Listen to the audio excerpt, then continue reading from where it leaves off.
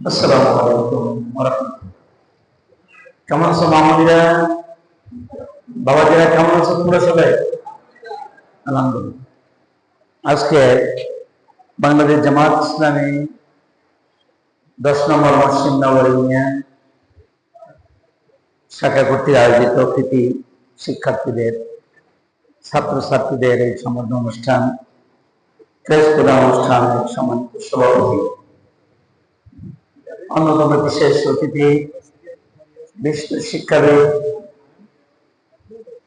জামাত ইসলামী বাংলাদেশ মনিরামপুর জেলা শাখার সংগ্রামী আমির অধ্যাপক ফজলুল হক ভাই, আরো উপস্থিত রয়েছেন মদনপুর ডিগ্রি কলেজের সহকারী প্রভাষক অধ্যাপক আহসান আবেদ লিটন, আরো উপস্থিত রয়েছেন এই মনিরামপুরের কৃতি সন্তান, এই ইউনিয়নের আগামী দিনের কান্ডারি অধ্যাপক মাওলানা সেলিম জাহাঙ্গীর, অন্যান্য অতিথিবৃন্দ, প্রিয় সোনামণি, বাবাজিরা, মায়েরা, অভিভাবকবৃন্দ, মূল্যবান কথা ইতিমধ্যে 3-4 জনের কথাটা আমি শুনেছি, সবই বলা হয়ে গেছে। আমি আজকে এই একেবারে সংক্ষেপে তোমাদের নিয়ে দুটো কথা বলতে চাই। তোমরা ভালো রেজাল্ট করেছ, তোমাদের সম্বর্ধনা দিচ্ছে, ক্রেডিট দিচ্ছে। আমরা যখন লেখাপড়া করেছি সে আজ থেকে কত বছর আগে, 50-55 বছর আগে পাস করেছি এরামসি, তখন তো আমাদেরকে এখানে সম্বর্ধনা দেয়, মানে এরাম যে উৎসাহ দেওয়ার মতো, এরাম কোনো অনুপ্রেরণা দেওয়ার মতো সুযোগ কিন্তু আমরা পাইনি, তোমরা পেয়েছি। এটা তোমাদের ব্যাপারে যেসব কথা বলে ফেলেছি সবাই ওইদিকে না যে আমি তোমাদের কাছে একেবারে ছোট্ট ছোট্ট করে একটা কথা বলতে চাই। তুমি তোমার সফলতার যে সিঁড়ি অতিবাহিত হয়ে তুমি স্বর্ণোজ্জ্বল একটা জীবন গঠন করবে, তার প্রথম সিঁড়ি উত্তীর্ণ হয়েছে এসএসসি বা দাখিল পাসের মাধ্যমে। এই দ্বিতীয় সিঁড়িটা যদি আরো সফলতার সঙ্গে পাস না করতে পারো, তাহলে তুমি সফলতার চূড়ান্ত যে মঞ্জিল সেই পর্যন্ত যেতে পারবে না। অতএব তুমি ডাক্তার হতে চাও, ইঞ্জিনিয়ার হতে চাও, ডিসি হতে চাও, এসপি হতে চাও, দেশ বরেণ্য শিক্ষাবিদ হতে চাও, যাই হতে চাও না কেন, তোমার ডিজাইন এখনই তৈরি করে নিতে হবে। মনস্বী যেটা বলে, তোমার স্বপ্ন এখনই তোমাকে দেখতে হবে যে আমি কি হতে চাই। তার মানে এটা উদ্দেশ্যহীন ভাবে তোমার লেখাপড়াটা চলে না, যে আমার তুমি এখনই সিদ্ধান্ত নিবা আমি ডাক্তার হতে চাই, তাহলে আমাকে এই সাবজেক্টে ভালো করতে হবে, ইংরেজিতে ভালো করতে হবে। আপনি যাই হতে চান না কেন, ইংরেজিতে ভালো করতে হবে সবাইকে। তুমি মাদ্রাসায় পড়ো, তুমি আরবি বলতে পারো না, তুমি ব্যর্থ হয়ে। তুমি মাদ্রাসায় পড়ো, তোমাকে আরবিতে কথা বলা শিখতে হবে, ইংরেজিতে কথা বলা শিখতে হবে, খুশি হয়ে যাবা। তামিলনাড়ুতে একটি মাদ্রাসা, আমি 4 দিন আগে আসলাম ঢাকায়, এবার আলেমে ভর্তি হয়েছে 1 ক্লাসে 23, তার মানে 2300 ছাত্রদের একটা মাদ্রাসায় এন্ট্রিভুক্ত করা যায়। 1 ক্লাস 4000 মেয়ে পড়ে, 4000 মেয়েদের কয়টা মাদ্রাসা করা যেত? 4000 মেয়েদের মহিলা মাদ্রাসা করবো, কয়টা করা যেত? তার মানে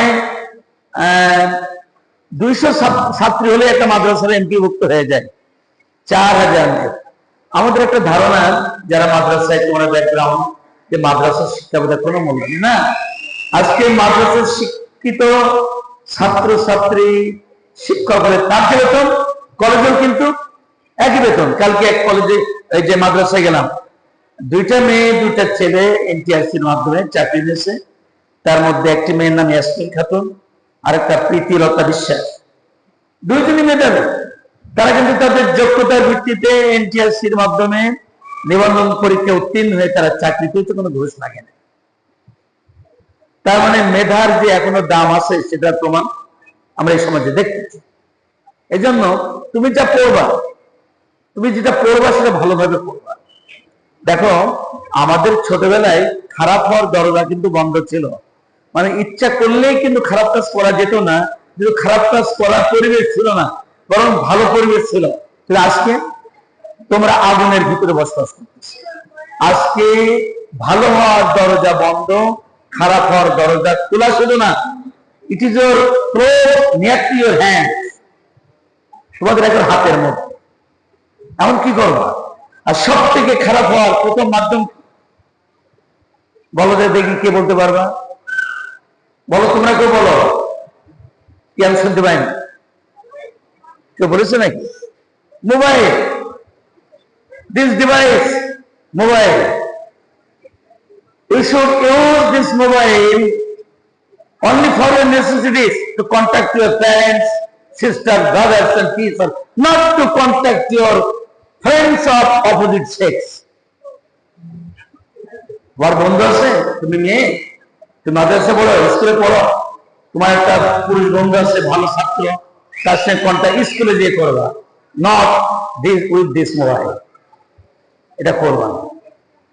You use this mobile for your own necessities, but you are not to be used by this mobile. মন থাকবে এই কথা কি বলেছি? এটা তুমি ব্যবহার করো তোমার প্রয়োজনে, কিন্তু মোবাইল যেন তোমার ব্যবহার। মোবাইল তোমাদেরকে কিভাবে ব্যবহার করে কি এটা কি ব্যাখ্যাতে বলা লাগবে? যে ফেসবুক দেখতে দেখতে কখন রাত 2টা বেজে গেছে, চাপ। তার মানে তুমি কি মোবাইল ব্যবহার করেছো, না মোবাইল তোমাকে ব্যবহার করেছো? কথা বলো, কথা বলো। তোমরা এই মোবাইল কি তুমি ব্যবহার করেছো, না মোবাইল তোমাকে ব্যবহার করেছো? তোমরা আওয়াজ করে বলো। এর মধ্যে 2টা মেয়ে আসছে খুলনা থেকে তার বাবা মায়ের সঙ্গে, তা আমার সঙ্গে পরিচয় করে দিচ্ছে।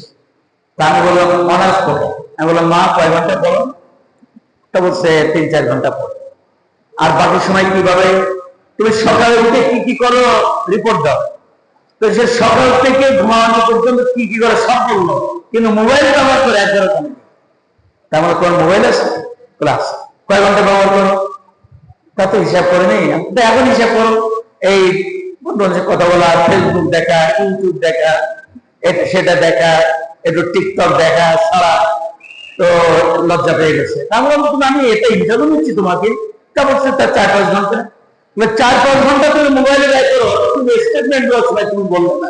তার মানে এইটা ব্যবহার করা যে ভালো হয়নি, এটা বোঝার কারণে অজ্ঞাতে অবসরে তুমি অসত্য বলনি, তুমি মোবাইলের টাইমিংটা এটা তুমি ভুলে গেছো বলতে পারো। আমি বললাম ভালো রেজাল্ট যদি করতে চাও মোবাইল ত্যাগ করো। মোবাইল মায়ের, আত্মীয় স্বজন, ভাইয়ের, বোনের সঙ্গে, শিক্ষকের সঙ্গে, নট উইথ ইউর ফ্রেন্ড। তাহলে তুমি ভালো থাকবে। ছেলে হও মেয়ে হও, ভালো রেজাল্ট করেছো।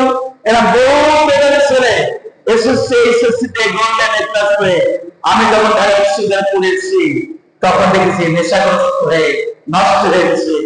অ্যাপ্লাইড ফিজিক্স এর মতো টপ সাবজেক্ট পড়ে, মেডিকেল বুয়েটের লেখাপড়া বাদ দিয়ে অ্যাপ্লাইড ফিজিক্স পড়ে। তার মানে মেডিকেল বুয়েটের থেকেও বেটার সাবজেক্ট হচ্ছে অ্যাপ্লাইড ফিজিক্স। সেই সাবজেক্টের ছেলে নষ্ট হয়ে গেছে। কিভাবে? ক্যারেক্টার নষ্ট হয়ে যাওয়ার পরে নেশাগ্রস্ত হয়ে গেছে, অ্যাডিক্টেড হয়ে গেছে। অতএব তোমার এই সামনে যে 2 বছর, তোমাদের এই 2 বছর সব থেকে ক্রুশিয়াল টাইম। এজন্য যে রেজাল্ট করেছে ওটা ভালো, এটার থেকে আরো ভালো রেজাল্ট করতে কারা কারা রাজি আছে? হাত তুলে দেয়। হাত হ্যান্ড করলি না, হাত এই যে মাথার নিচে তুলেছে তাতে বোঝা যায়। এখন হাত হ্যান্ড করলি যা করেছি তার থেকে রেজাল্ট আরো ভালো করবো। কি রাজি আছো? পারবো সবাই? হাত নামাও, হাত নামাও। তুমি মুসলিম হও অমুসলিম হও, যেই হও না কেন, আমাদের সন্তান সবাই। তুমি ধর্মের প্রতি অনুসারী হবে, ধর্ম পালন করবে। তুমি তো ধর্ম পালন করলে তুমি ভালো থাকবে। মা বাবাকে খেদমত করা ধর্মের অঙ্গ নয়? কথা বল। আচ্ছা, তোমার স্কুলে যে স্যারকে সালাম দাও না, স্যারের সঙ্গে দেখা করে সালাম দাও না কারা কারা? নমস্কার দাও না, সালাম দাও না, আদাব দাও না কারা কারা? আচ্ছা, মানে স্যারের সঙ্গে দেখা করে সালাম দাও না, স্যারের সঙ্গে শিক্ষকের সঙ্গে স্কুল মাদ্রাসায় গেলে দেখা করে সালাম দাও না, বাস স্যারের সঙ্গে বিদায়ের সময় সালাম দাও না, কে কে? আচ্ছা, না বোঝা গেল সবাই দেয়। আচ্ছা, বাড়ির থেকে বেরোবার সময় বাবা মাকে সালাম দিয়ে বের হও, নমস্কার দিয়ে বের হও, কারা কারা? একজন, দুইজন। তার মানে বোঝা গেল স্যারকে সালাম দিই, নমস্কার দিই, কিন্তু বাবা মাকে সালাম দেওয়ার প্র্যাকটিস আমাদের মধ্যে নেই, নমস্কার দেওয়ার প্র্যাকটিস আমাদের মধ্যে নেই। বাবা মা, শিক্ষকের গুরুত্ব অবশ্যই, second mother, second father, second parents, আমাদের আওয়ার টিচার, ঠিক আছে, কিন্তু বাবা মা ইসলামী আইডিওলজি বলে তোমার জান্নাত, তোমার না, তোমার বাপ্পাই তোমার নরক, তোমার বাপ্পাই তোমার জাহান্নাম, তোমার বাপ্পাই তোমার জান্নাত।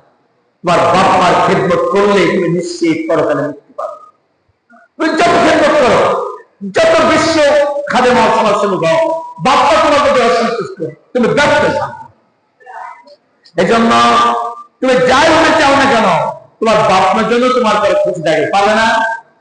আজকে বাসায় ফিরে তুমি মুসলিম ছেলে মেয়ে বাবা মাকে সালাম দেওয়া খুঁজে, তুমি হিন্দু ছেলে মেয়ে তুমি তোমার বাবা মাকে যে আজকে নমস্কার বা আদাব যেটা বলো, আজকেই বলবা কে কে হাত তুলে দেখাও। এই প্র্যাকটিসটা আজকে করবা, আজকেই করবো বাড়িতে যে, এবং জিজ্ঞেস করে দেবো মা কিরে খোকন, তুই তো কোনোদিন এরকম বাড়িতে নমস্কার দিতে আসবে দিচ্ছিস, বা শিখাই দিচ্ছে চাকরি, মনে থাকবে? আচ্ছা, এগুলো লাইভ প্রোগ্রাম বন্ধ করো তো, এই যে সমস্ত ভিডিও বন্ধ করো। আমি আর 2 মিনিট আমার কথা শেষ করবো, এখন তো ব্যক্তিগত কথা বলবো, বন্ধ করো। এটা তোমাদের জন্য, এটা সারা দেশ এখন